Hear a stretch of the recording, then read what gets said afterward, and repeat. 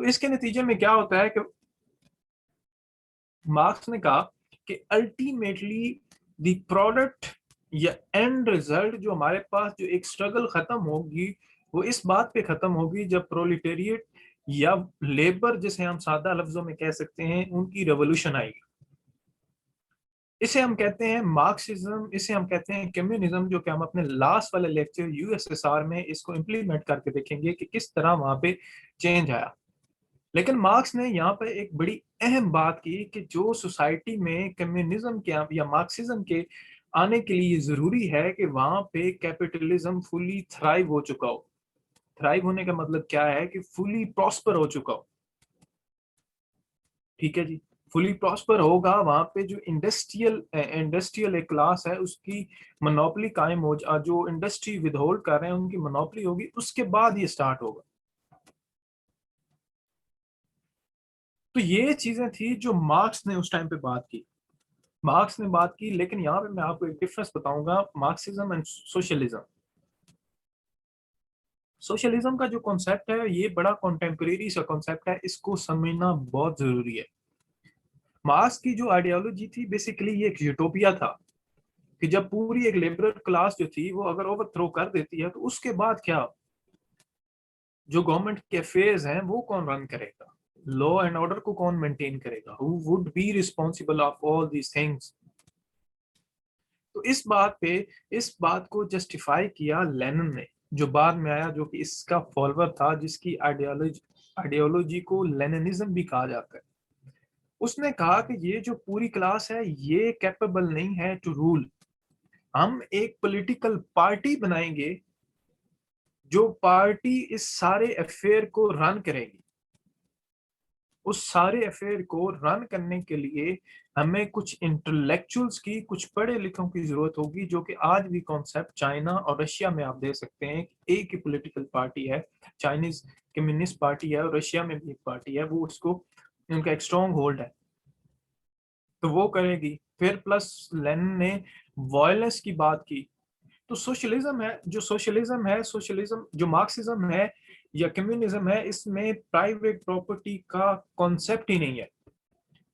There is no such thing called private property, या उसके बाद गवर्नमेंट का कंट्रोल नहीं, कोई गवर्नमेंट नहीं होगी या लोगों की, मतलब गवर्नमेंट होगी लेकिन जो प्राइवेट प्रॉपर्टी है या रिसोर्सेज हैं उन पे किसी की मोनोपोली नहीं होगी। They would be equally divided among the all. लेकिन क्या हुआ कि ये पॉसिबल नहीं था, क्योंकि दुनिया इतनी कैपिटलिज्म का सबसे बड़ा जो है एक मेन फीचर मैं अगर आपको बताऊं तो वो ये है कि वहां पे प्राइवेट प्रॉपर्टी जो है उसकी ओनरशिप अलाउ की जाती है। वो कहते हैं कि अगर प्राइवेट प्रॉपर्टी होगी, जैसे हमने एडम स्मिथ से बात स्टार्ट की थी, प्राइवेट प्रॉपर्टी होगी तो हम क्या करेंगे, प्राइवेट प्रॉपर्टी होगी तो उसमें मार्केट में कंपटीशन आएगा। उस कंपटीशन के नतीजे में जो सोसाइटी है, जो इनविजिबल फोर्सेस हैं, आहिस्ता आहिस्ता इक्वली थ्राइव करेंगी।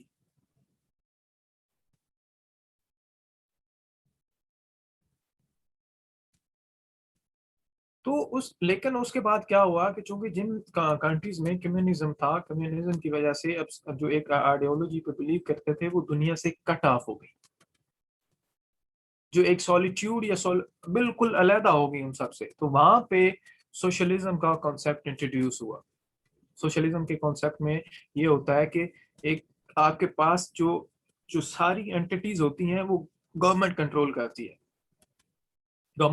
करती है, लेकिन दूसरी साइड पे प्राइवेट ऑनरशिप भी समहाउ अलाउ की जाती है। लेकिन जो गवर्नमेंट एंटिटीज होती हैं उनको स्टेट सब्सिडाइज करती है, स्टेट उसको सब्सिडाइज करती है। एज अ रिजल्ट क्या होता है कि उनको एक एज मिल जाता है कंपटीशन में। तो ये डिफरेंस है between communism and socialism. Socialism में प्राइवेट प्रॉपर्टी जो है वो अलाउ होती है। ये था कार्ल मार्क्स के बारे में। इस तरह फिर उसने जो अपनी ये फेमस आइडियोलॉजी थी, एंगल्स और मार्क्स ने मिलकर एक कम्युनिस्ट लीग भी बनाई थी। उसमें उसने बताया कि दी जिसका जो उन्होंने एक कम्युनिस्ट मैनिफेस्टो दिया, जिसमें उन्होंने जो पहली लाइन थी उस पे गौर करें। The abolition of old bourgeois society based on class antagonism and the establishment of a new society with classes, without classes and without private property। कि उन्होंने बात की कि जो ये जो एक्सप्लॉयटेशन हो रही है, ये जो एंटागनिज्म सोसाइटी में डेवलप हो चुका है, इसको खत्म करने के लिए हमें एक क्लास लेस सोसाइटी और विदाउट प्राइवेट प्रॉपर्टी जो है, हमें एक सोसाइटी ऐसी डेवलप करनी पड़ेगी। उन्होंने कहा कि जो पहले एक Holi alliance of all powers वो स्टैब्लिश हो चुका है, जिसकी वजह से उस होली अलायंस की वजह से जो पूरी आपके उस टाइम पे यूरोप पे जो ये मोनार्की है या ओल्ड ऑर्थोडॉक्स जो रूल है वो चल रहा है, जो मोनार्क्स हैं वो अपने आप को, अपने रूल को एक्सटेंड करने के लिए ये जो अरिस्टोक्रेट्स हैं या जो एक कैपिटलिस्ट एलीट है, इनको बैक सपोर्ट प्रोवाइड कर रही है। इसके नतीजे में फिर मार्क्स ने अपनी जो थ्योरी है वो जो अपनी एक थ्योरी है जिसमें उसने क्लास लेस एक रेवोल्यूशन की बात की थी, जो उसने बताया था कि एक हम क्लास लेस सोसाइटी डेवलप करेंगे, वो लेके आया। उसके बाद आइडिया ऑफ कम्युनिज्म आता है, वो मैंने आपको बड़ा डिटेल में बता दिया है। लेकिन अब जो अगली अहम बात होती है कि जो कम्युनिज्म है उसने दुनिया को शेप कैसे किया। सबसे पहले देखें कि just imagine a fact that कि एक ऐसी सोसाइटी थी, वहां पे ये लेबर जो थी वो मोस्ट एक्सप्लॉइटेड, जो आपका most exploited part of the society था। तो वहां पे अगर कोई बंदा आके ये कहता है कि I am your representative, I believe कि यू ऑल आर इक्वल, तो डेफिनेटली इसने उसको अपील किया। पूरा जो यूरोप था उस टाइम पे इस एक सॉर्ट ऑफ जो एक रेवोल्यूशनरी टेंडेंसीज थी उनकी तरफ मूव ऑन कर रहा था। मोनार्क्स के अगेंस्ट जो एरिस्टोक्रेट्स जो थे, उनकी उनकी जो एरिस्टोक्रेट्स थे उनकी जो अनड्यू, अनरिस्ट्रिक्टेड एंड अनचेक जो पावर थी, उससे लोग तंग आ चुके थे। इसको फर्दर हम देखते हैं कि जो बोल्शेविक रेवोल्यूशन आती है, जिसको हम अभी कंप्लीट डिटेल में देखेंगे अपने लेक्चर के आखिरी हिस्से में, उसमें इसने शेप किया। फिर जो एक बहुत बड़ा टर्मोइल आया कोल्ड वार की सूरत में, जिसमें आपके जो 1949 से लेकर ऑनवर्ड जो आपकी एक यूएसएसआर की डिसइंटीग्रेशन तक 1989 तक जो एक कॉन्फ्लिक्ट चलता रहा था, वो सारा इस कम्युनिज्म की वजह से आया। आज भी जब भी हम लेबर राइट्स की बात करते हैं, लेबरर्स के राइट्स की बात करते हैं, हम इंडिविजुअल के राइट्स की बात करते हैं, वेजेस की बात करते हैं, तो that is the product of Marxism, communism. अगर आज कैपिटलिज्म पे जो चेक एंड बैलेंसेस हैं, जो वेजेस हैं, पहले उस टाइम पे जब वर्कर्स काम करते थे तो there were no limits, no time, जो टाइम स्पैन था उनका डिफाइन नहीं होता था, लेकिन आज वो डिफाइन है। कहीं ना कहीं कैपिटलिज्म एक प्रीडेटर बन चुका है, जिसे प्रीडेटरी कैपिटलिज्म किया जाता है। जो रिच है वो रिचर होता जा रहा है। तो कहीं ना कहीं मार्क्सिज्म जो है वो एक लेगेसी बन के आया। फिर उसके बाद हम इसका एक और जो लेगेसी देखते हैं वो देखते हैं हम चाइना में। चाइना में आज भी जो कम्युनिज्म के वो दावेदार हैं, या यूएसएसआर जो इसके हैं कम्युनिज्म के दावेदार हैं, जो एक इक्वल वर्ल्ड एगलिटेरियनिज्म की बात करते हैं, वो सारा मार्क्सिज्म की बेस पे बात करते हैं। ये आप देखें कि उस टाइम पे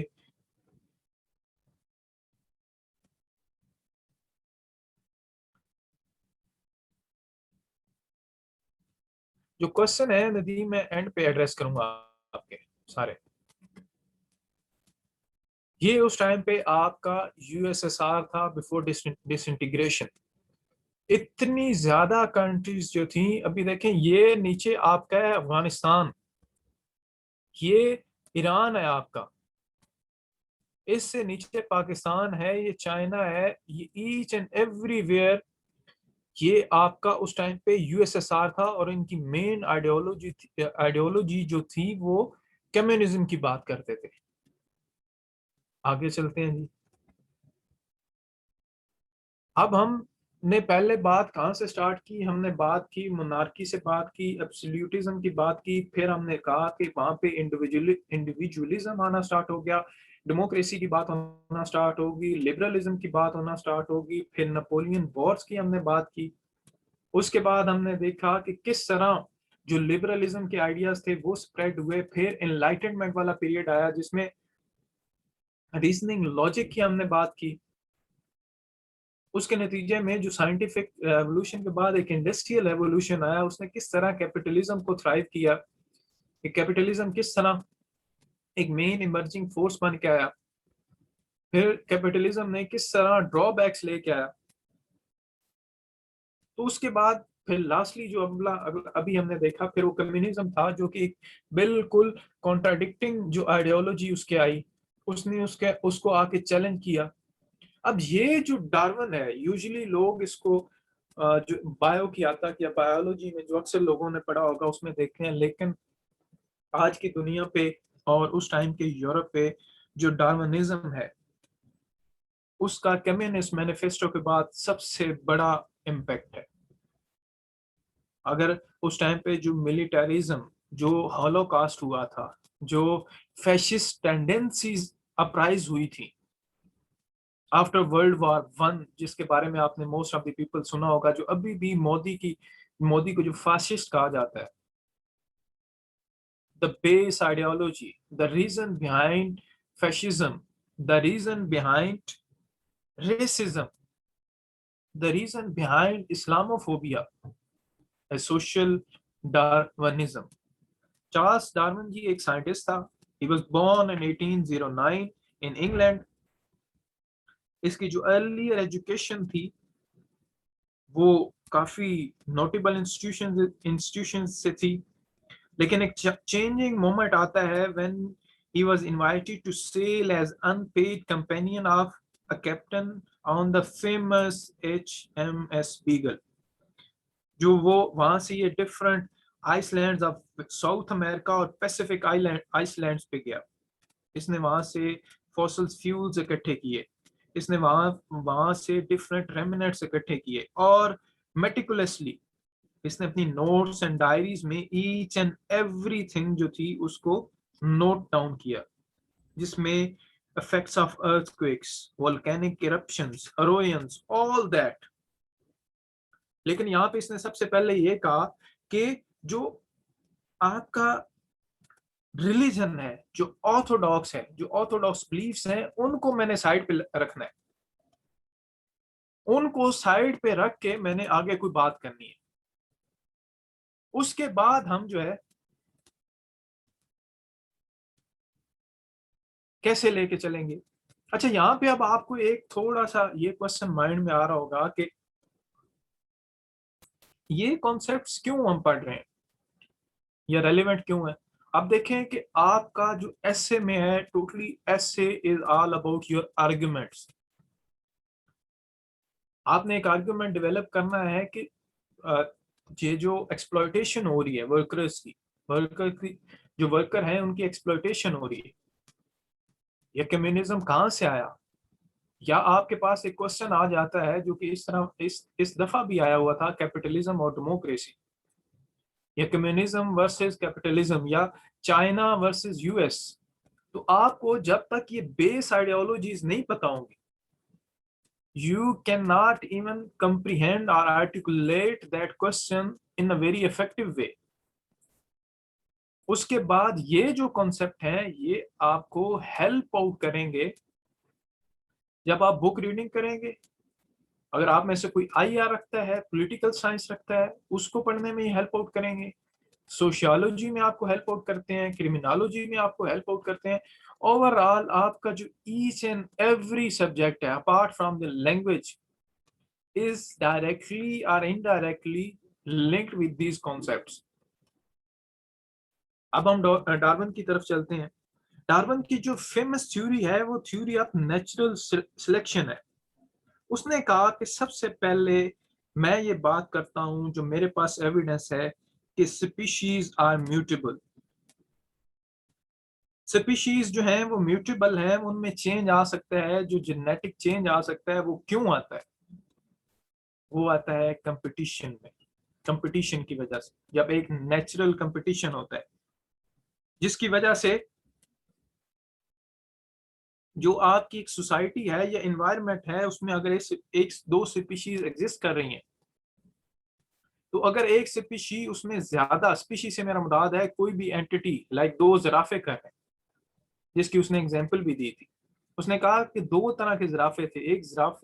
एक जो जिराफा था उसकी जो गर्दन थी, जो नेक थी, वो छोटी थी और एक की लंबी थी। तो अल्टीमेटली क्या हुआ कि जो लंबी गर्दन वाले थे वहां पे आहिस्ता आहिस्ता उनका सर्वाइवल रेट बढ़ता गया। डार्विन ने कहा कि जो competition for survival with in each species, चाहे वो लोकल पॉपुलेशन हो, इंडिविजुअल हो, ये इन्वायरमेंट या ओवरऑल प्रोसेस का एक परमानेंट करेक्टर है। इस करेक्टर में क्या होता है कि आहिस्ता आहिस्ता जो अनफिट होती हैं, जो जो स्पीशीज या जो एक इंसान या कोई भी और यहाँ पे जानवर रह रहे हैं, जो उनकी स्पीशीज होती हैं, वो आहिस्ता आहिस्ता खत्म होना स्टार्ट हो जाती हैं।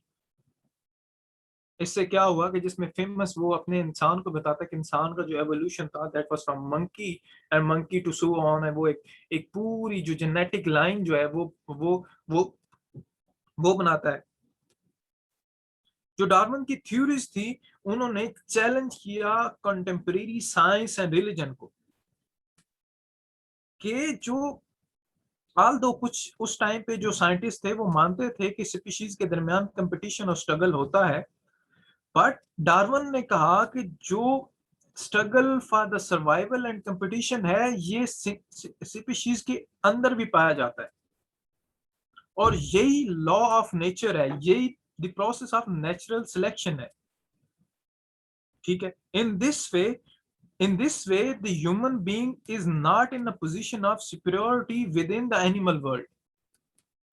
कि एनिमल और ह्यूमन में कोई सुपीरियोरिटी नहीं है, क्योंकि इंसान एक अपना कंपटीशन में आए हैं, एनिमल एक अपने कंपटीशन में आए हैं, उनमें से जो फिटेस्ट है उसका सर्वाइवल हो गया। और ये इस आइडिया ने आपकी जो रिलीजन थी उसकी बेसिस को बिल्कुल खत्म करके रख दिया। Darwin posed a major challenge to religion and especially to conservative and fundamentalist Christianity। उसने कहा कि गॉड ने, उसमें तो ये बिलीफ है ना कि गॉड को, इंसान इंसान को गॉड ने एक सुप्रीम क्रिएचर बनाया है। हम ऐसे ही आए थे।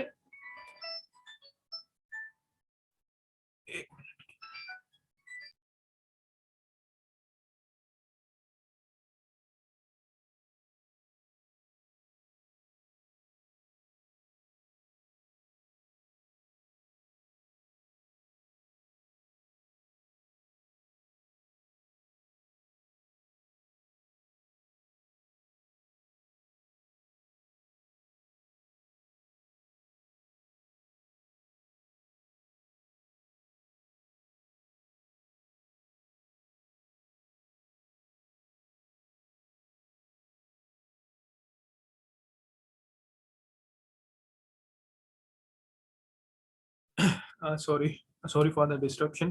कि जो इसने रिलीजन की जो बेसिस थी उनको खत्म कर दिया। उसी वजह से आज हम देखते हैं कि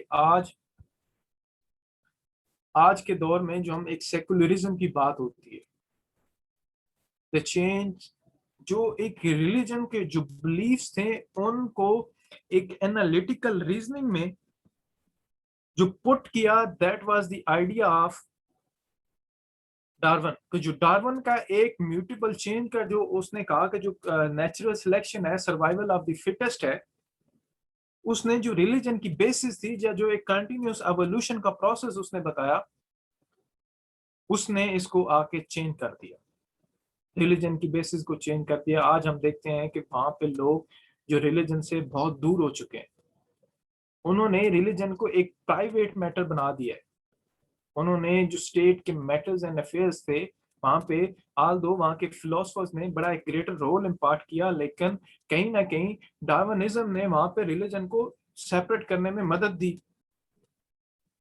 अगला जो इसका मेन एस्पेक्ट है ना, जिससे हमें कंसर्न है या जिससे हमें कंसर्न होना चाहिए, वो है सोशल डार्विनिज्म, जिसमें कहता है कि डार्विन के जो आइडियाज थे, struggle for existence and natural selection, applied not only to the biological evolution of animal and plant species, but these concepts had appeared for certain political thinkers। कि ये जो पॉलिटिकल जो एक डार्विन की एवोल्यूशनिज्म जिसे हम कहते हैं, ये इंसानों पे भी अप्लाई होना करना स्टार्ट होगी।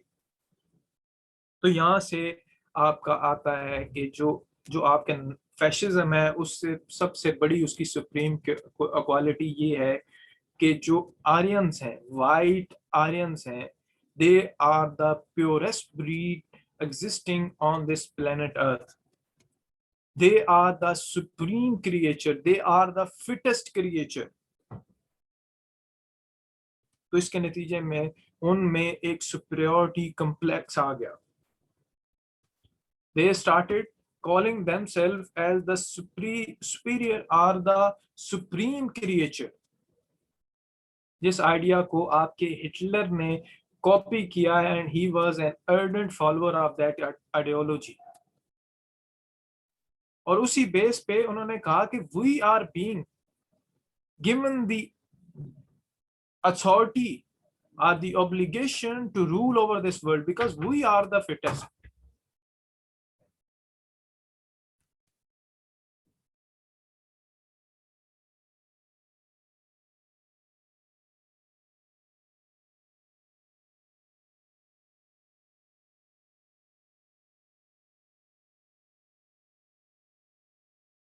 उन्होंने कहा कि we are the supreme and we are the fittest creature in the world.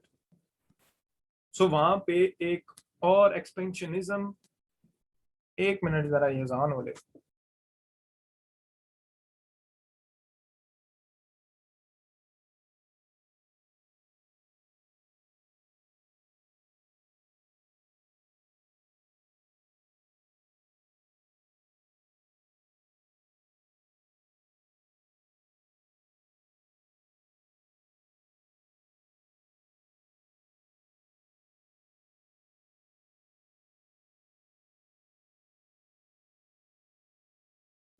किसी का कोई क्वेश्चन है तो वो नीचे चैट बॉक्स में जो है ना लिख सकता है।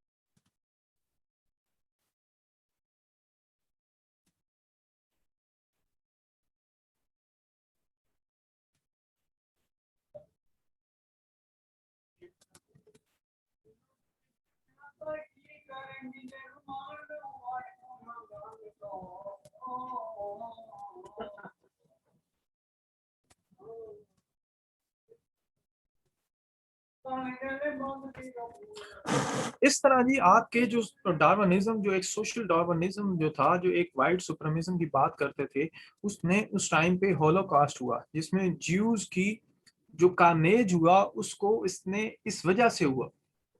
आज हम देखते हैं जब आपने किसी ने क्राइस्ट चर्च के जो इवेंट है उसको फॉलो किया हो, उस पे जो मर्डरर था, जो क्रिमिनल था, जो जिसने जो ये लोगों को वहां पे मारा था, उसने अपनी जो गन थी उस पे ये सेम आइडियोलॉजी जो थी नरेट की हुई थी। जो आपका ऐसे आता है इस्लामोफोबिया, इस्लामोफोबिया की अगर हम काजेज में जाएं तो उसकी काज में जो सुप्रीम काज है वो एक हेट्रेड है टुवर्ड द नॉन यूरोपियंस। जो यूरोपियंस हैं, they consider themselves as the supreme creature. इसके नतीजे में जो इन्फ्लुएंस ऑफ डार्विनिज्म ये था कि आज भी हम देखते हैं कि यहाँ पे जब ब्रिटिश आए या यूरोपियंस आए या फ्रेंच आए या पोर्टुगीज आए, उन्होंने अपने आप को सुप्रीम रखा। द बाबू कल्चर वो जो यहाँ पे लेके आए, उनके और इनके दरमियान एक डिवीजन थी, और उन्होंने अपने ऊपर सॉर्ट ऑफ एक कहते हैं कि एक ऑब्लिगेशन डाल ली कि we have to direct this world, हमें इस पूरी वर्ल्ड को डायरेक्ट करना है। उसके बाद डार्विनिज्म ने जो जो आज भी इवेंट जिसको हम एक जो जिसे बैन कर दिया गया हुआ है वेस्ट में, होलोकॉस्ट, वो इस डार्विनिज्म का प्रोडक्ट था। आज भी वो डार्विनिज्म जो है हमें स्टेट जो रिलीजन की जो एक साइंस और रिलीजन जो कॉन्ट्राडिक्टरी टर्म्स पे हैं वो डार्विनिज्म की बेस पे हैं। ठीक है जी, that was all about Darwin. अगर किसी का क्वेश्चन है तो वो यहाँ पे पूछ ले। आगे चलते हैं। जो अगला जी मेजर इवेंट होता है unification of Italy and Germany है, जो कि प्रोसीड करते हैं टुवर्ड्स, जो कि इवेंट हैं जो कि वर्ल्ड वार वन की तरफ लेके जाते हैं। उस टाइम पे जो इटली और जर्मनी था टिल 1860s, यहाँ पे जो आइडिया ऑफ इंडिविजुअलिज्म और जो पॉपुलर सॉवरेनिटी है उसकी तो बात हो रही थी। उसमें यह भी हो रहा था कि आपकी जो एक साइड पे लिटरेसी रेट था वो भी इंक्रीज हो रहा था, जो आहिस्ता आहिस्ता लोगों में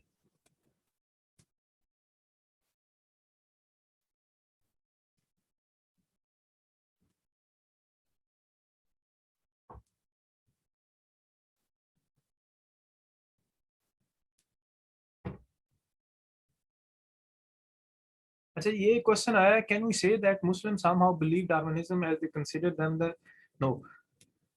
कहीं पे भी इस्लाम में जहां तक मुझे पता है ये बात नहीं होती कि आप जो है एक मुसलमान एक नॉन मुस्लिम पे सुपीरियर है। सुपीरियर इस सेंस में है कि जो वो इस्लाम उन्होंने कबूल नहीं किया, लेकिन उनका भी जो मामला है, जो उनकी जो day on the day of judgement है, अल्लाह पाक जो है उसको डिसाइड करेंगे। That is not left with someone कि जो यहाँ पे जो इंडिविजुअल है वो डिसाइड करें। कहीं यहाँ पे ये नहीं बात हुई कि इन जो अनइक्वल हैं या उनके दरमियान कोई डिफरेंस है। सिर्फ इस ये बात डार्विनिज्म तो ये बात करता है कि जो एक रेस है, जो रेसिज्म है आजकल, जो जो ब्लैक लाइव्स मैटर की एक मूवमेंट चली हुई है आपकी यूएस में, वो क्यों चली हुई है? जो कि उन्होंने इंस्लेव किया था जब वो उन्होंने कॉलोनाइज किया था अफ्रीका को, जो हम आगे देखेंगे। उन्होंने इस बेस पे किया था कि they are the inferior race, और उसको एक बायोलॉजिकल जो जिसे आप कहते हैं कि एक फैक्चुअल जो बेस प्रोवाइड की थी वो डार्विनिज्म ने बात की थी। Muslims and non-Muslim are not different on the basis of any racial superiority or any other difference. They are just different। तो इस बेस पे डिफरेंट है कि एक ने इस्लाम कबूल किया है और एक ने नहीं किया। जिसमें वो एक फेमस हदीस है ना, किसी काले को गोरे पर, किसी अजमी को अरबी पर कोई फौकियत नहीं है। So that means कि there is no such concept of racism in Islam. It believes in equality, it believes in egalitarianism। ठीक है जी, क्लियर है क्वेश्चन?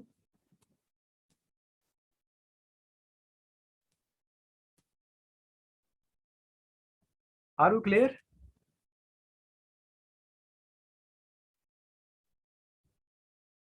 ओके जी, आगे चलते हैं। जो मेन दो इवेंट्स होते हैं वो है इटली की यूनिफिकेशन और जर्मनी की यूनिफिकेशन। सबसे पहले हमने जब बात की थी, जब हमने पहले जो एक पॉपुलर सॉवरेनिटी की बात की थी, लोगों में इंडिविजुअलिज्म की बात की थी, तो वहां पे एक कॉन्सेप्ट हमने पढ़ा था नेशन का, जिसमें हमने उसकी डेफिनेशन ये थी कि nation is a group of people with common culture, a sense of identity and political aspiration, जिसमें आपके कल्चर में जो डिफरेंट एस्पेक्ट्स हो सकते हैं। सबसे पहला क्या हो सकता है? लैंग्वेज हो सकती है, जिसकी बेस पे आप किसी के साथ अपनी अपनी एक नेशन बनाते हैं। उसके बाद आपकी रिलीजन हो सकता है, एथनिसिटी हो सकता है, ट्रेडिशन हो सकती है, कस्टम्स हो सकता है, उसके बाद हिस्ट्री हो सकती है।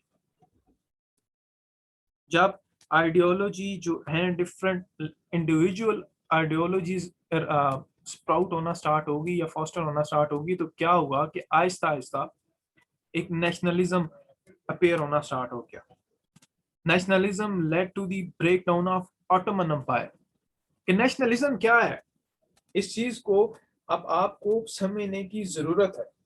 नेशनलिज्म एक ऐसा लिंकेज है जो कि आपका लैंग्वेज की बेस पे हो सकता है, उसके बाद आपका रिलीजन की बेस पे हो सकता है, आपकी एथनिसिटी की बेस पे हो सकता है, ट्रेडिशन की बेस पे हो सकता है, कस्टम्स की बेस पे हो सकता है, और आपकी एक सेम हिस्ट्री की बेस पे हो सकता है। तो इसने कहीं ना कहीं एक तरह से नेशन को, एक नेशन तो बनाई कि ठीक है, जैसे हम आज कहते हैं कि हम एक इस्लाम के नाम पे एक कौम वजूद में आई, लेकिन दूसरी साइड पे जो सराइकी हैं, जो बलोची हैं, जो ऑल द अदर एथनिसिटीज, जो एक पख्तून रह रहे हैं, जो पंजाबी रह रहे हैं, they consider themselves as a separate nation. और ये अलग बात है कि कोई सुप्रीम जो नेशनलिज्म है, कोई अब रिलीजन यहाँ पे एक ग्रेटर रोल प्ले कर रहा है, लेकिन कई जगह पे जो एथनिसिटी है, जैसे आप देखते हैं कि जो कुर्द नेशनलिज्म की बात करते हैं आप, कि जो टर्की के साथ कुर्दिस्तान की वो बात कर रहे हैं, वो एथनिक बेसिस की बेस पे अलग होने की बात करते हैं। तो इस तरह जो नेशनलिज्म और नेशन स्टेट था, उसका कॉन्सेप्ट जो है वो स्ट्रांग होना स्टार्ट हो गया। नेशन में जैसे ग्रीस था, उस टाइम पे सर्बिया था, बल्गारिया था, रोमेनिया था। अंपायर्स जो थे वो बड़े बड़े डिसइंटीग्रेट होना स्टार्ट हो गए। 1848 की जो पॉपुलर रिवोल्ट्स थी, सम्स टाइम जिनको सोशलिज्म के साथ भी कंसिडर किया जाता है, उसने नेशनलिज्म को फर्दर मजबूत कर दिया, क्योंकि जो मिडिल क्लास थी, जो मिडिल एंड लोअर क्लासेस थी, उनको एलियनेट हो चुकी थी वो वहां पे। जो मोनार्क्स थे, जो कि एब्सोल्यूटिस्ट थे, उनसे वो तंग आ चुके थे।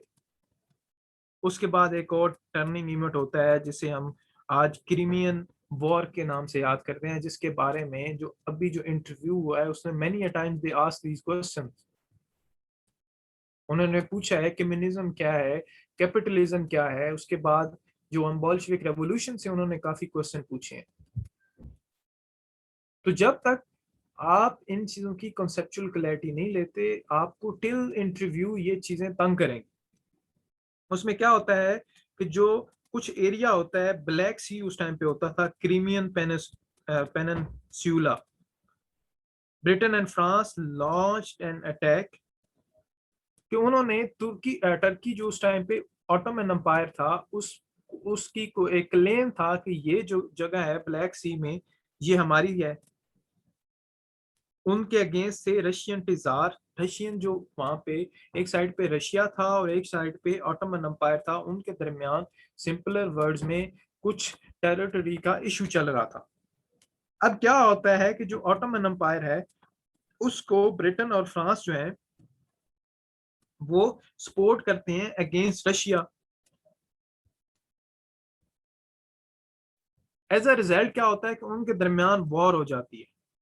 उस वॉर में रशिया जो है वो डिफीट हो जाती है, जिसकी वजह से जो आपका ऑटोमन एम्पायर है वो स्ट्रॉन्ग होना स्टार्ट हो जाता है। उसके रिजल्टिंगली जो एक और इवेंट आता है, वो प्रोवाइड करता है forces and Italy and Germany for the unification.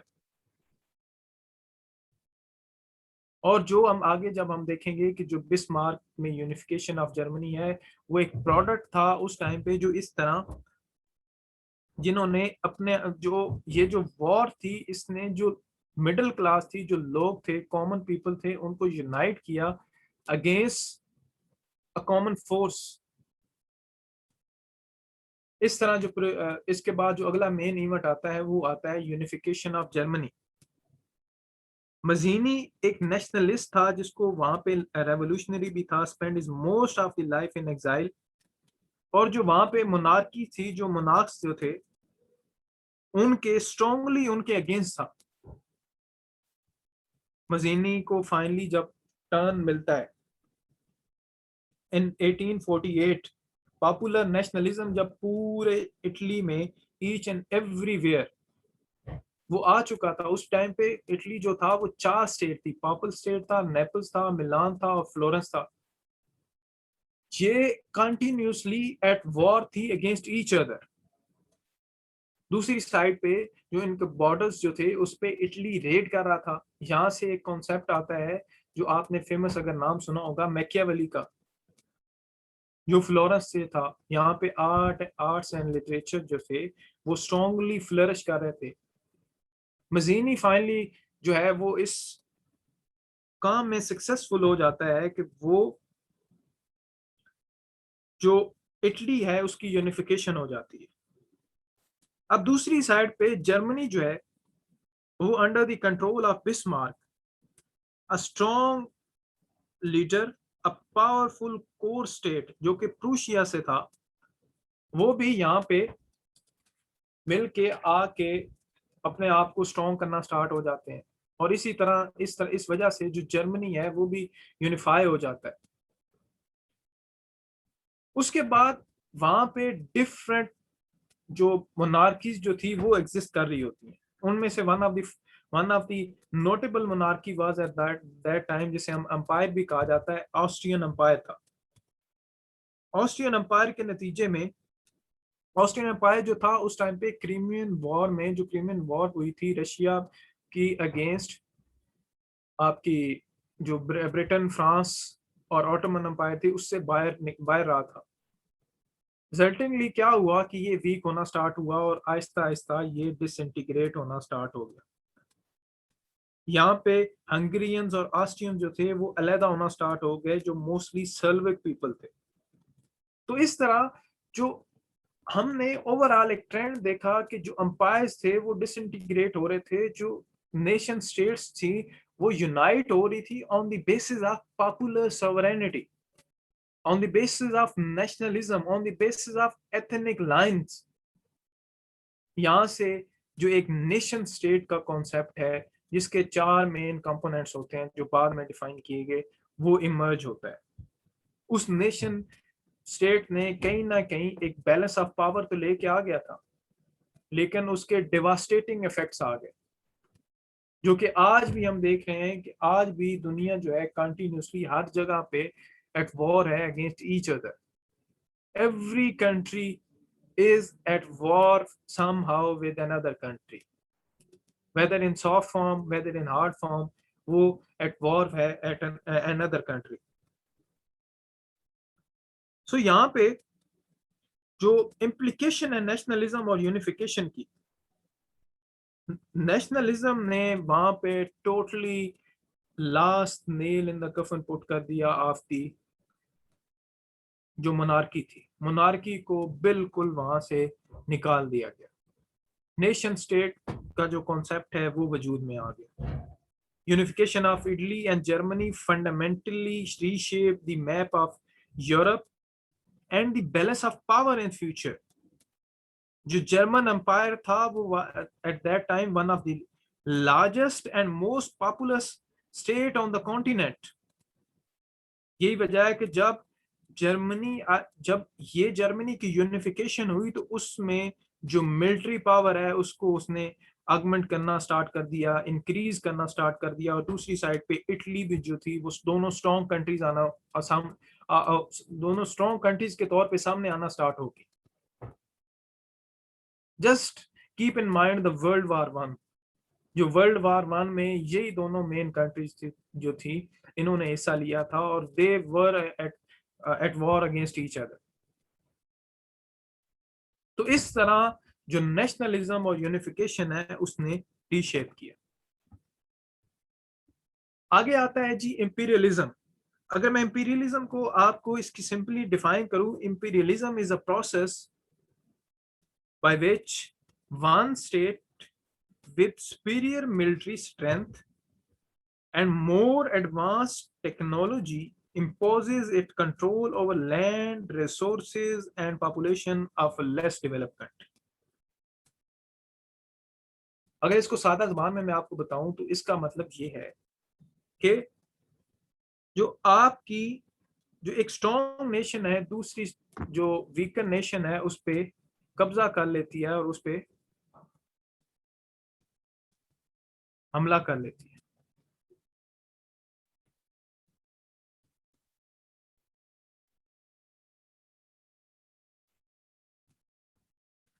इस तरह जो आपकी उसके बाद आपकी इंपीरियलिज्म का प्रोसेस जो है वो स्टार्ट हो जाता है। उसके कुछ मेन कंपोनेंट्स थे। सबसे पहले था कि नेशनल प्राइड था।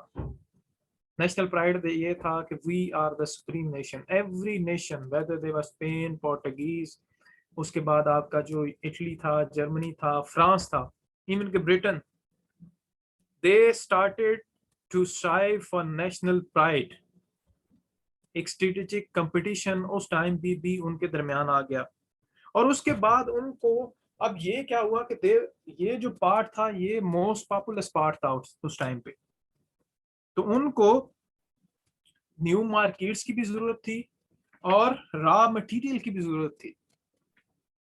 रॉ मटेरियल इस सेंस में उनको चाहिए था कि उस टाइम पे जो इंडस्ट्रियल रेवोल्यूशन थी was in full Bloom, was in full swing, कि फुल टाइम पे वो जो इंडस्ट्री है वहां पे डेवलप हो चुकी थी। एज अ रिजल्ट जो आपका उनकी जो अपनी रॉ मटेरियल था, जो उनकी मार्केट कैपेसिटी थी, जो पहली बात तो ये थी उनके पास इतना रॉ मटेरियल नहीं था कि वो इसको इंडस्ट्री को रन कर सकते। दूसरी बात ये थी कि उनको ऐसी जो अपनी वहां पे कंट्रीज जो थी उन्होंने क्या किया कि उन्होंने प्रोटेक्शनिज्म की पॉलिसी लगाना स्टार्ट कर दी, कि उन्होंने टेरर जो दूसरी कंट्री वहां पे अगर कोई, जैसे आज भी हम देखते हैं कि जो एक ट्रेड वॉर चली थी बिटवीन यूएस एंड चाइना, उसमें टेरिफ का नाम आपने सुना होगा। टेरिफ क्या होता है कि जो आप प्रोडक्ट बाहर से इंपोर्ट करते हैं उस पे आप ड्यूटीज लगा देते हैं। एज अ रिजल्ट क्या होता है कि उसकी प्राइस जो है वो इंक्रीज कर जाती है। इसके नतीजे में जो उनके दरमियान ट्रेड है वो कम हो जाती है। अब आपको ऐसी मार्केट चाहिए होती है जहां पे आपके प्रोडक्ट पे जो आपका टैरिफ है वो कम हो। उस टैरिफ के कम होने के नतीजे में वहां पे आपकी जो जो आप प्रोडक्ट है वो इजीली सेल कर सकते हैं। तो जो फार फ्लंग कॉन्टिनेंट्स थे जिनमें अफ्रीका था और एशिया था, तो उस टाइम पे उन उन जगहों पे इन्होंने मूव करना स्टार्ट कर दिया क्योंकि ये पेरिफेरीज पे थे। और एक और जो कंसेप्ट जिसे हम जो एक पोएम भी है, the white man's burden, take up the white man's burden, send out the best ye breed, go your go bind your sons in exile to serve your captives need to wait in heavy harness। कि जिसमें उन्होंने कहा कि ये हमारा white man का burden है कि हमने पूरी दुनिया को उनको न्यू मॉडर्न आइडियोलॉजीज देनी है, उनको उनको वे फॉरवर्ड हमने बताना है, उनका जो फ्यूचर पाथ है वो हमने डिसाइड करना है। तो सबसे पहले जो एक स्क्रैम्बल उनके सामने था वो था अफ्रीका का था। African continent constitutes about 1/5 of globe's land area and was populated then by about 100 million people।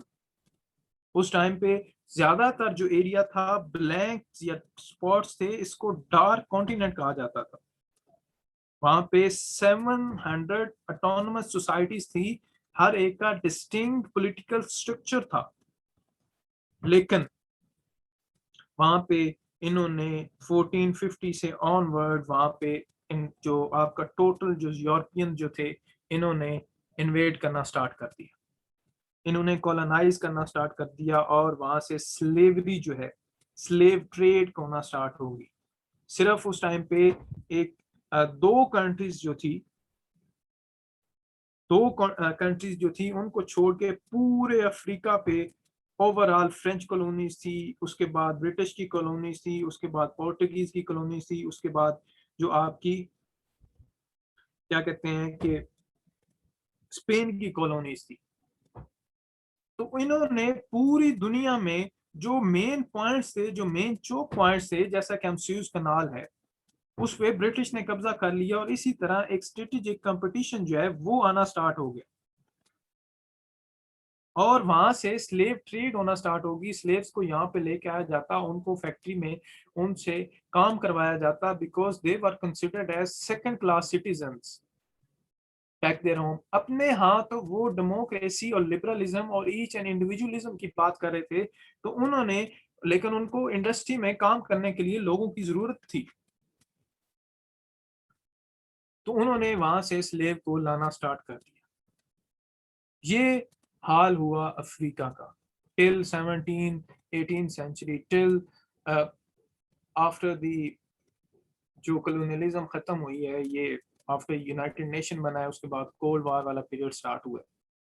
उसके बाद उन्होंने कॉलोनाइजेशन ऑफ एशिया स्टार्ट कर दी कि jewel in the crown of British empire was India. कहते हैं कि अकॉर्डिंग टू शशि थरूर, जब ब्रिटिशर्स यहाँ पे आए थे तो इसका जो जीडीपी था, जो ग्रॉस डोमेस्टिक प्रोडक्ट कहते हैं या जो ग्रोथ कहते हैं, वो 24% था। जब यहाँ पे वो आए, जहां से इन्होंने उन्होंने छोड़ा, तो जो आपका जीडीपी था दैट वाज अराउंड 3%। आज हम बात कर, जो अभी हम इसके बाद लास्ट में हम देखेंगे जो लेगेसी है या क्या यूरोपियन इंपीरियलिज्म ने छोड़ा, उसमें देखेंगे किस तरह आज हम एक साइड पे तो बात करते हैं एजुकेशन है, ये है, ये चीजें उन्होंने दी है, दूसरी तरफ तरफ तरफ उन्होंने किस तरह डिवास्टेट कर दिया। 3 मेन एरियाज थे, इंडिया, वियतनाम और चाइना। चाइना में आज आप सुनते हैं कि जो हांगकांग है वो 100 years की लीज पे है। वो 100 years की जो लीज है, हांगकांग जो है वो सेपरेट एक एरिया है वहां पे चाइना में। उसके बाद जो जापान और चाइना का आपस में एक इशू चल रहा है डिफरेंट आइसलैंड्स का, मैंचूरा आइसलैंड्स है, वो सारा ये उस टाइम पे जापान की इंपीरियलिस्ट टेंडेंसीज थी। जो सेकेंड वर्ल्ड वार हुई थी उस पे जो टोक्यो ट्रायल हुआ था उनका, जब जापान हार गया था, तो उस पे जो क्राइम अगेंस्ट पीस एंड जो उनके क्राइम उन पे लेबल किया गया था, उनको उनको पेनल्टीज दी गई थी, वो इस बेस पे दी गई थी कि उन्होंने उनकी इंपीरियलिस्टिक टेंडेंसीज थी, लेकिन उन्होंने अपनी इंपीरियलिस्टिक टेंडेंसीज को ऑल टुगेदर जो है वो इग्नोर कर दिया। अब कॉलोनियल रूल क्या होता है? सबसे पहले क्या होता है कि एज अ ट्रेडर के तौर पे वो किसी कॉन्टिनेंट में जाते थे। उसके बाद क्या होता था कि आहिस्ता आहिस्ता अपने आप को इंट्रेंच करते थे, कि वहां पे जो वीकनेसेस थी उनको एक्सप्लॉइट करते थे, डिवाइड एंड रूल की पॉलिसी करते थे। उसके बाद कंसोलिडेशन करते थे कि आहिस्ता आहिस्ता वहां पे जो है उनकी ओवरऑल जो क्या कहते हैं, जो एरिया था उस पे बाय फोर्स, बाय हुक और बाय क्रोक, उसको लोकल्स जो थे, जो वहां पे नेटिव्स थे, उनके रूल से उनको ओवर पावर करते थे और खुद वहां पे रूल करना स्टार्ट करते थे। अगला उनका जो स्टेप होता था वो माइंड रीशेपिंग होता था। अपने इंस्टीट्यूशन वहां पे लेके जाते थे, क्योंकि उनके इंस्टीट्यूशन जो थे, उनके जो पॉलिसी थी वो एक्सट्रैक्शन थी। उन एक्सट्रैक्टिव इंस्टीट्यूशन की बेस पे, जैसे वाई नेशन फेल में वो बात करता है कि कंक्लूसिव इंक्लूसिव इंस्टीट्यूशन की बात करता है, जिसमें कहता है कि जो इंस्टीट्यूशन जो इन्होंने बात की, यूरोपियंस जो थे या जो कॉलोनाइजर थे, इन्होंने कुछ एरियाज में कंक्लूसिव या इंक्लूसिव इंस्टीट्यूशन जो थे वो डेवलप किए थे। इंक्लूसिव इंस्टीट्यूशन क्या मतलब है कि जो according to the local needs के तौर पे होते हैं, एग्जैक्टली वही इंस्टीट्यूशन, लेकिन दूसरी साइड पे उन्होंने ऐसे इंस्टीट्यूशन डेवलप किए जिनका मकसद था एक्सट्रैक्शन, था maximum extraction and exploitation of local resources. तो ये सारा, उसके बाद वो वहां से रिसोर्सेज को एक्सट्रैक्ट करते थे, लेकिन क्या हुआ अल्टीमेटली कि जो उनके अपने साथ वो अपने आइडियल्स लेके गए कॉलोनीज में, just for the face saving, कि हम इनके, हमारे ऊपर एक वाइट मैन बर्डन है। जो ओरिएंटलिज्म का एक कॉन्सेप्ट होता है कि हमने इनको एजुकेट करना है, हमने इनको डायरेक्ट करना है toward a better and prosperous future.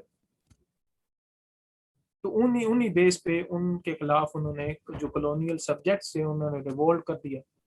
लेकिन लेगेसी की अगर हम बात करते हैं तो सबसे पहले जो एक कल्चरल डोमिनेंस है, जो जिसकी बेस पे सोशियोलॉजी का जो पूरा एक सब्जेक्ट है वो यहीं से डेवलप हुआ है, जो कॉलोनियलिज्म है। जो कल्चरल डोमिनेंस स्टार्ट हुई थी, that was the product of colonialism and imperialism. हमारे इंस्टीट्यूशंस, हमारी रवायात, traditions, customs, an inferiority complex, the overall spread of English language all throughout the world, ये सारा प्रोडक्ट था कॉलोनियलिज्म का, इंपीरियलिज्म का। हमारे जो इंस्टीट्यूशंस हैं, हमारी जुडिशरी है, just case in the point is Pakistan, is all product of colonialism. और इनके इंस्टीट्यूशन की नेचर आज भी पाकिस्तान अगर तरक्की नहीं कर रहा, उसकी क्या वजह है? बेसिकली पाकिस्तान में पॉलिटिशियंस का कोई मसला नहीं है, they are corrupt as like दुनिया में आप कहीं और भी देखते हैं, करप्शन इज एवरीवेयर। चाइना में करप्शन है, still they are making progress by leaps and bounds. लेकिन पाकिस्तान में क्या है कि पाकिस्तान की इंस्टीट्यूशन की नेचर, पाकिस्तान की लॉ एनफोर्समेंट एजेंसीज जिनमें पुलिस है, जुडिशरी है, आप पाकिस्तान की ब्यूरोक्रेसी है, that is the colonial legacy जो आज तक चेंज नहीं हो सकी। अगर आपसे कोई पूछे तो पाकिस्तान किस तरह तरक्की कर सकता है, just answer him her in a few words: change the institution, rebuild the institution according to the new lines। इस तरह कॉलोनियल जो लेगेसी है इसको खत्म किया जा सकता है। यहां तक किसी का कोई question?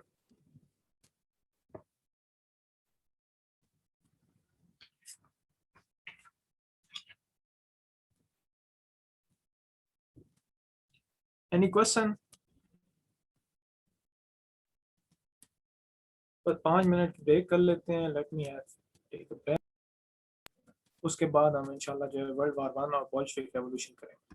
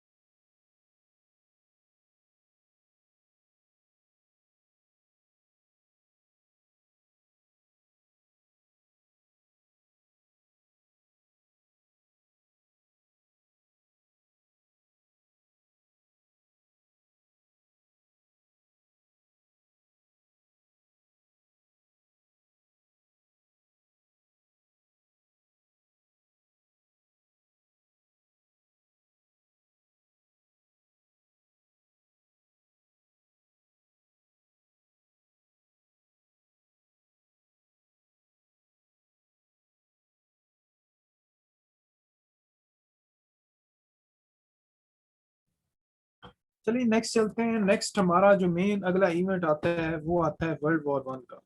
Eight the beginning of 20th century Europe की जो पावर है वो and prestige was unrivalled. European जो वर्ल्ड लीडर्स थे everywhere, science, culture, economics and fashion, each and everywhere they were the world leaders.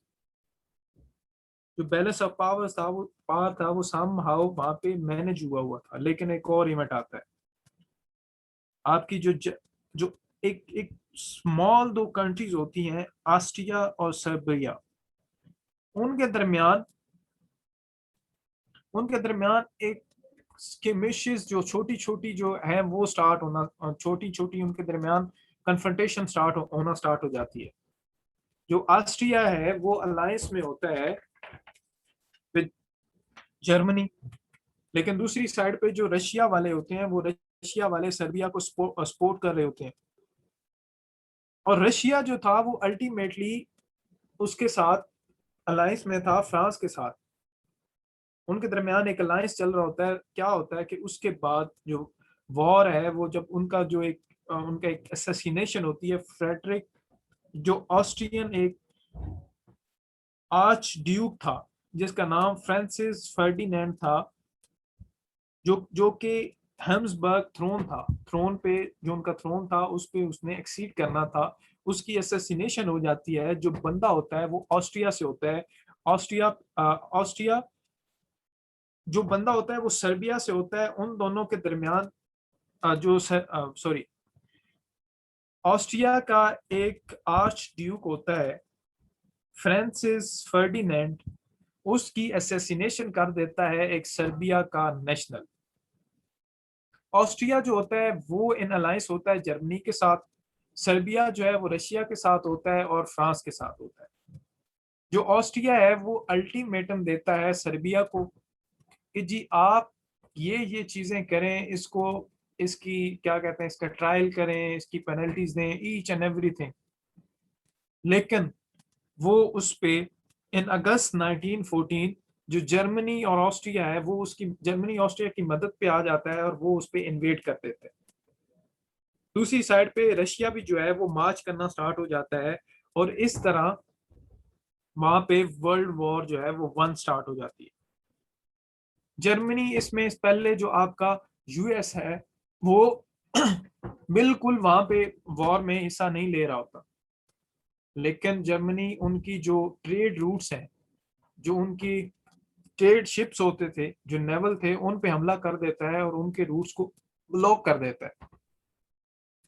As a result US जो उस time पे एक आइसोलेशनिज्म में रह रहा था। यूएस बेसिकली, यूएस की थोड़ी सी आपको हिस्ट्री बता दूं कि यूएस में डिफरेंट कॉलोनीज थी पहले, जिनमें कुछ फ्रेंच कॉलोनीज थी, जो कुछ उसके बाद आपकी ग्रेट ब्रिटेन की थी, कुछ स्पेनिश कॉलोनीज थी।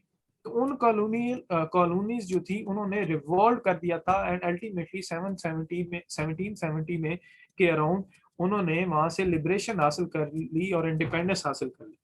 तो उसके बाद वो बिल्कुल आइसोलेशनिज्म में चले गए। लेकिन यहाँ पे वॉर में उनको फोर्सफुली आना पड़ा। तो जो ऑटोमन एम्पायर था जिससे हमारा कंसर्न है, जिनके लिए हमारी खिलाफत उस्मानिया की एक तहरीक भी चली थी, खिलाफत मूवमेंट जिसको नाम दिया जाता है 1923 में। वो जो एक खिलाफत मूवमेंट थी वो भी उस टाइम पे उनकी सपोर्ट के लिए चली थी। अल्टीमेटली क्या होता है कि वॉर जो है 1914 में चल पड़ती है और new military technology rendered the conflict even more destructive. कि जो न्यू मिलिट्री टेक्नोलॉजी थी, जब हमने देखा था कि जब यूनिफिकेशन ऑफ इटली और जर्मनी हुई तो वहां पे साइंस अपनी पीक पे थी। आपकी जो गन्स हैं, जो राइफल्स हैं, वो चेंज हो रही थी। उसके बाद आपकी वो from hand gun, from gases, chlorine gases, hydrogen bomb जो है वो each and everything was being developed there. As a result क्या हुआ कि जो मैसिव कैजुअलिटीज थी वो स्टार्ट हो गई और अल्टीमेटली जो जर्मनी है, जो ये जर्मनी वाला अलायंस है, ये हार जाते हैं। ऑटोमन वाला जो अलायंस है, ये हार जाते हैं। मैसिव फिर एक ट्रीटी ऑफ वर्सिलियस होती है, जिसमें ये डिसाइड किया जाता है कि जो आपकी जर्मनी है, ये वाज द सोल रिस्पॉन्सिबल, कि ये रिस्पॉन्सिबल है फॉर वॉर क्राइम्स, इसको रेपरेशन होनी चाहिए। उसके अलावा इसके अलावा इसका जो इसकी टेरिटरीज है वो फ्रांस को दे देनी चाहिए या सीज कर लेनी चाहिए। तो जर्मनी पे पेनल्टीज डाली गई उस टाइम। ऑटोमन एम्पायर को डिसइंटीग्रेट कर दिया गया। इसको जो उस टाइम पे, उसके बाद एक टर्की जो है एक इंडिपेंडेंट कंट्री के तौर पे आया। वहां पे वुड्रो विल्सन ने कॉन्सेप्ट दिया लीग ऑफ नेशन का। उसने कहा कि ये जो वॉर है ये डिस्ट्रक्टिव है, लोगों में काम नहीं लेके आ रही है, मैसिव किलिंग्स हो रही है। तो हमें इसको एंड करने के लिए उसने 14 पॉइंट्स का एक आइडिया दिया। उस जिसमें 14 पॉइंट्स में जो हमने पहले बात की थी, डेमोक्रेसी की, लिबरलिज्म की, नेशनलिज्म की और एनलाइटनमेंट की, जो उसने बात की थी कि वो आइडियाज सारे होने चाहिए, उनकी बेस पे इस पूरी जो दुनिया है इसको बनाना चाहिए। सो यहां तक ये एक आइडियलिस्टिक पर्सपेक्टिव था। लेकिन उसके बाद उसने एक बात, जो आइडियलिस्टिक पर्सपेक्टिव था, लेकिन दूसरी साइड पे उन्होंने जर्मनी पे मैसिव रेपरेशन जो है वो डाल दी। उसने, वुड्रो विल्सन ने एक लीग ऑफ नेशन की बात की 1925 में। उसने कहा कि हमें एक लीग बनानी चाहिए जहां पे बैठ के सारी कंट्रीज के जो इंडिविजुअल्स हैं जो बैठेंगे और कलेक्टिवली इश्यूज को रिजॉल्व करेंगे। और जो बड़ी नेशन है, जो सुपीरियर नेशन है, जो डेवलप नेशन है, वो दुनिया को, या उसके बाद आपकी क्या कहते हैं कि पूरी जो लेस डेवलप कंट्रीज हैं उनको गाइड, एज अ गाइडर के तौर पे काम करेंगी। लेकिन जो वहां पे जो कॉमन पीपल थे, they were kind of in the poor and miserable condition. Economy जो है वो बिल्कुल तबाह हो गई। जो इंडस्ट्रियल क्लास थी, जो बेसिकली लेबर जो क्लास थी, वो इंडस्ट्री पे डिपेंडेंट थी। वॉर के साथ ईच एंड एवरीथिंग जो था वो तबाह हो गया। टेरिटरीज जो है वो सीज हो गई। नेशनल प्राइड जो था वो हर्ट हो गया। क्या हुआ उस टाइम पे कि वहां पे पॉपुलिस्ट जो टेंडेंसीज हैं वो राइज होना स्टार्ट हो गए। पॉपुलिस्ट लीडर्स राइज होना स्टार्ट हो गए। वो लीडर्स राइज होना स्टार्ट हो गए जो बात करते थे माई नेशन की, जो हीलिंग की बात करते थे। जैसे कि आज हम, जो ट्रम्प आया था, ट्रम्प का भी बेसिकली यही ऑनस्लॉट था कि वहां पे जब अमेरिका कंटिन्यूसली वॉर जो लॉन्ग वॉर्स में रहा था, लॉन्ग वॉर्स में रहा, तो उन लॉन्ग वॉर की वजह से वहां पे इतनी ज्यादा अनएम्प्लॉयमेंट हो गई कि पूरी तरह जो लोग थे वो तंग आ गए वॉर से। तो ट्रम्प ने आके कहा कि my nation first. Same case was with Hitler and Mussolini. तो इस तरह जो वर्ल्ड वॉर वन है उसने उसको रीशेप किया।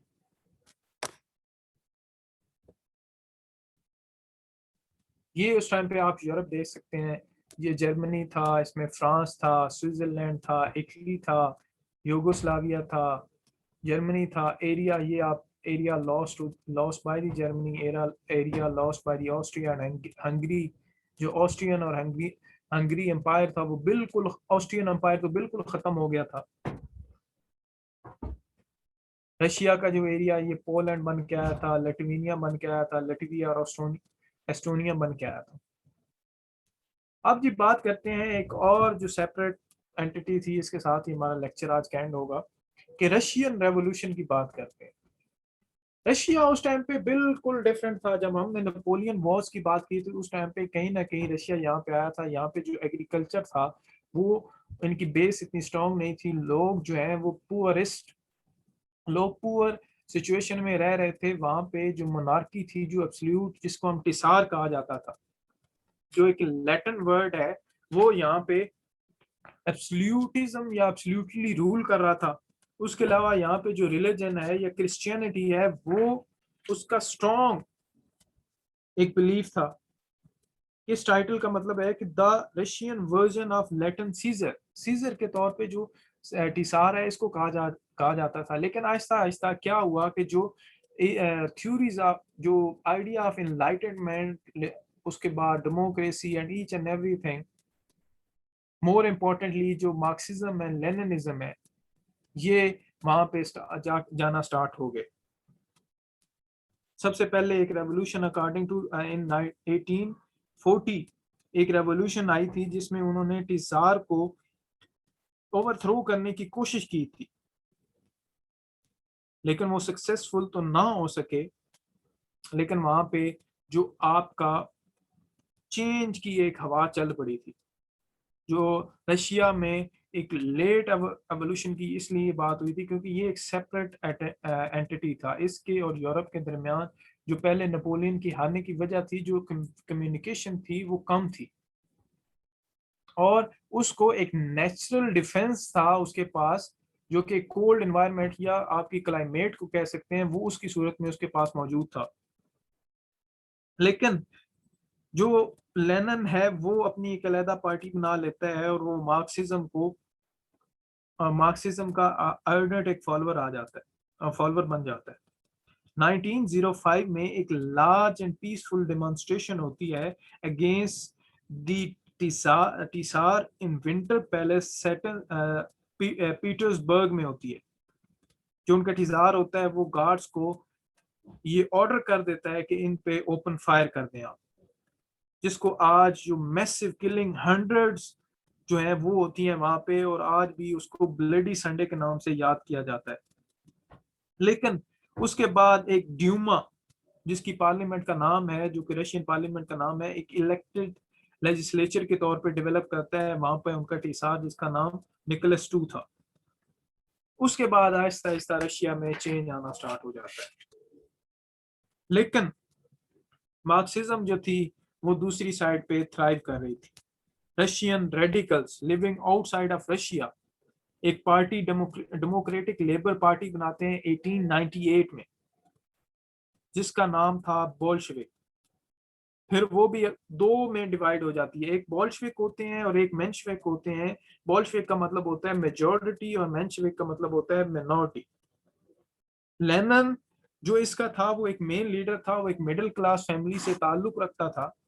उसके भाई को टीसार ने मार दिया था, हैंग कर दिया था।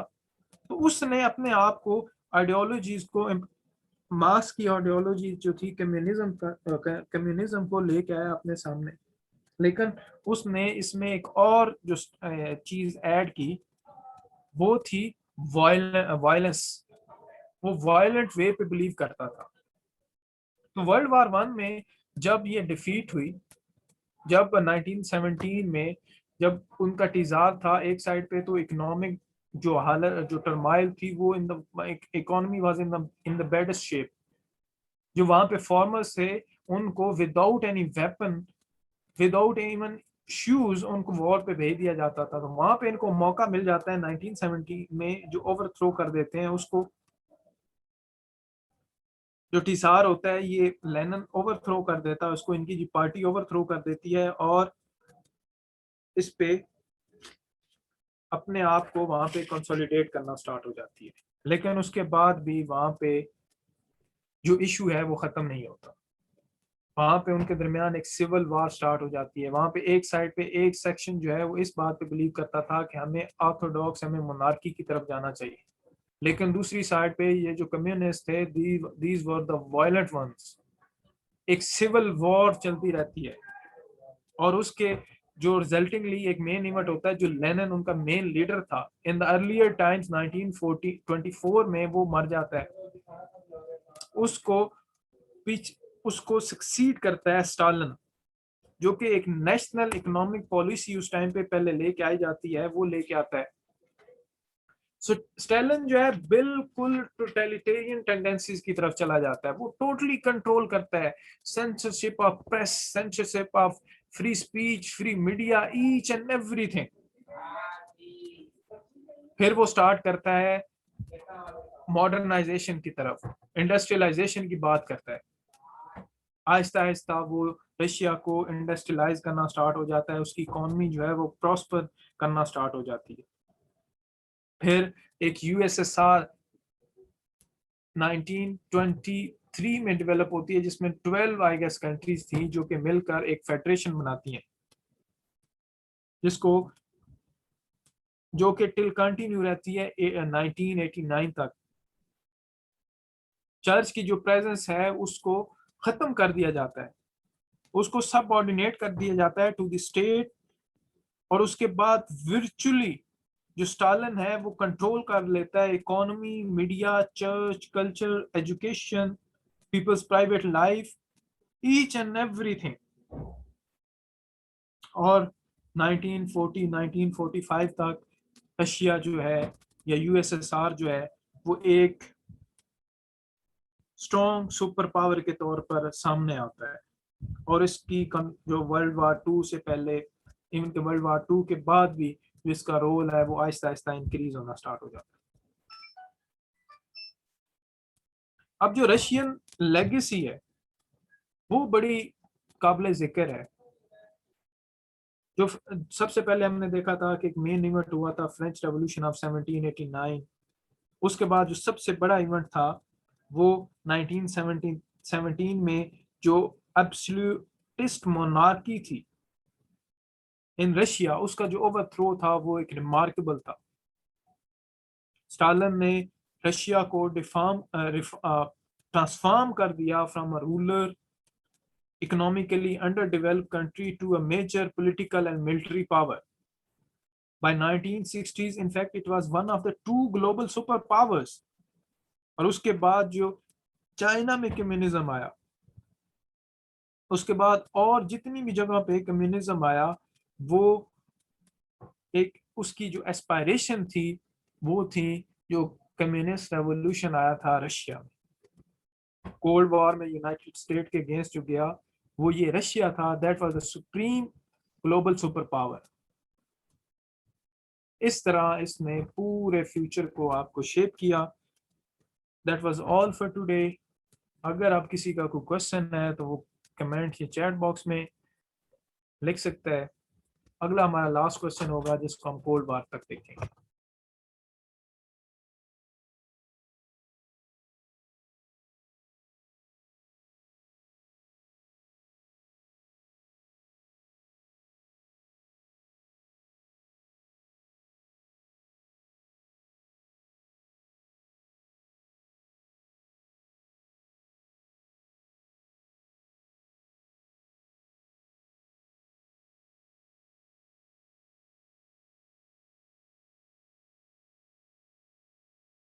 किसी का क्वेश्चन है तो वो पूछ ले, नहीं तो अदरवाइज क्लास को एंड कर रहे हैं।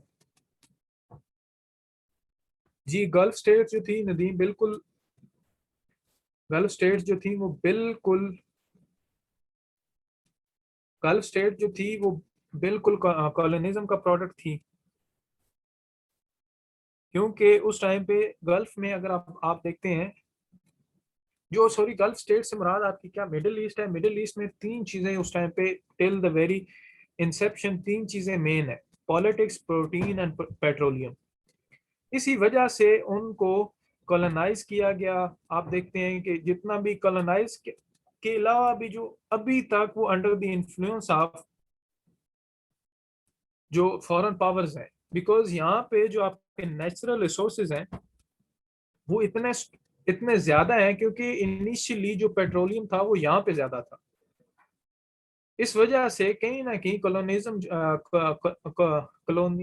कॉलोनियलिज्म जो है वो यहाँ पे ज्यादा स्ट्रॉन्ग था। अगला है कि जी विच इंश्योर फंडामेंटल राइट, सोशलिज्म और मार्क्सिज्म। फंडामेंटल राइट्स की जो डेफिनेशन है ना नदीम, वो वेरी करती है from one ideology to another ideology.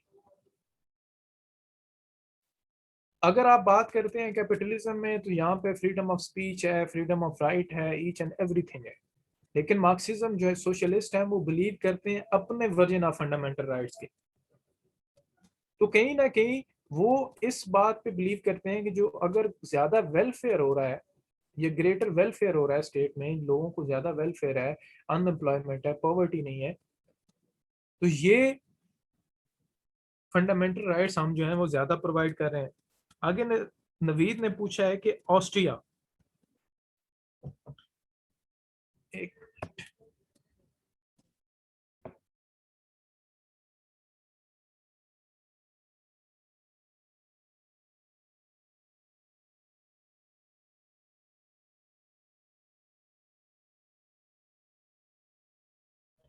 Naveed, Austria जो था ऑफिशियली रिपब्लिक ऑफ ऑस्ट्रिया था।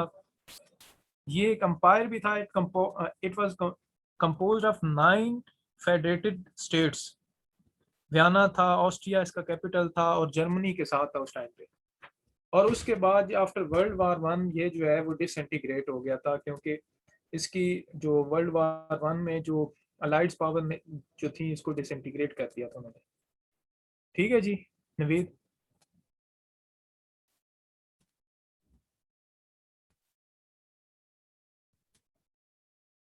चलें जी, that was all for today, thank you very much. कल इंशाल्लाह हम लास्ट लेक्चर के साथ मिलेंगे। और अगेन, इतने कम टाइम में ये पॉसिबल नहीं है कि ईच एंड एवरी डिटेल जो है हम इसको कवर करें। मैं सिर्फ आपको ओवरव्यू दे सकता हूँ और मेन जो है कॉन्सेप्ट दे सकता हूँ कि क्या हुआ था। फॉर फर्दर डिटेल्स मैं आपको डिफरेंट बुक्स जो हैं वो रेकमेंड कर दूंगा, एक दो बुक्स रेकमेंड कर दूंगा, आप वो पढ़ लीजिएगा। आई होप कि आपको इससे कॉन्सेप्चुअल जो क्लैरिटी है वो मिल जाएगी। Thank you very much, that's all for today, take care, Allah हाफिज़।